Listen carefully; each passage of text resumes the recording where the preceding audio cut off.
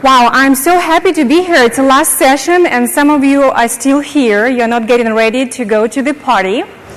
And we're going to really play in this session. We're going to make it more interactive.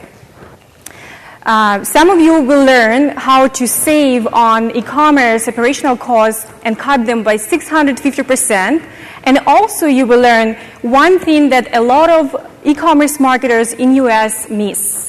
And so that's going to be very interesting. And then we're going to play, of course. Now, to get a sense of who we have in the audience, how many of you, on a show of hands, do international e-commerce?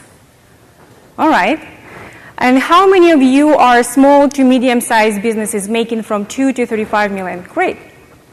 And how many of you are here just for the heck of it, or you're just sleeping here, or you're curious? Great. Well, each of you are going to learn something interesting. And so the rules of the game will be as follows. I'm still going to share 3 lessons from the international story from the book that Craig mentioned.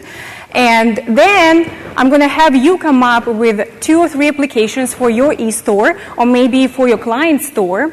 And then I'm going to share what I think you can reapply and reuse. And then I'm going to deliver some bonus information. Sounds good? Does it sound good? All right.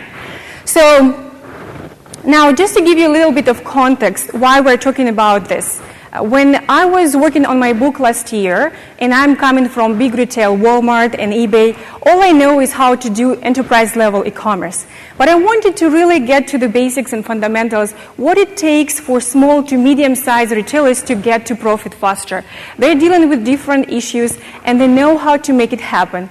And so what I did, I reached out to 50 e-commerce professionals in US and abroad, and I drilled them about their secrets. I asked them what they did, and all of that immersed in a book that I published. It has over 18 strategies that can be applied to any business. It has over 200 tips and more than 15 stories. And today, we're going to only learn about 1 story and 3 lessons from 1 retailer that really struck me with what they've done.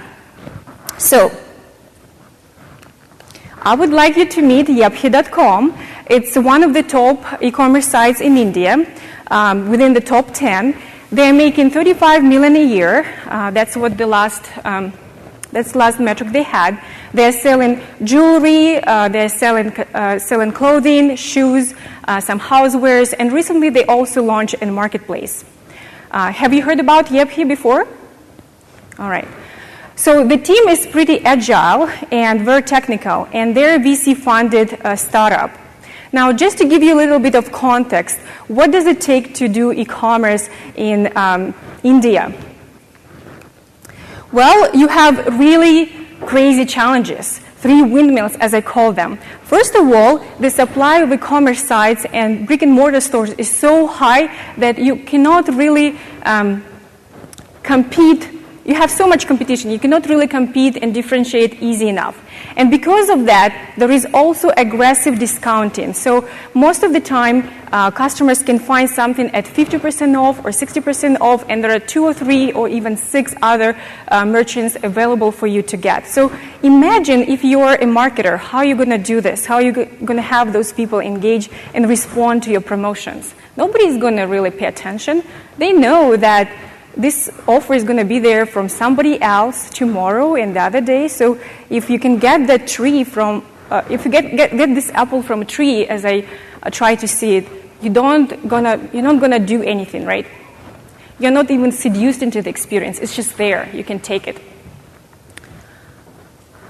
So what do you do? What did the team do? The first thing that they tackled is customer service. And then if you think about it, if you want to get to profit faster, you only have 2 options. You either charge a premium price, or you have to look at your expenses. With the premium pricing for the category of products they have, it's very hard, and for the market that they have.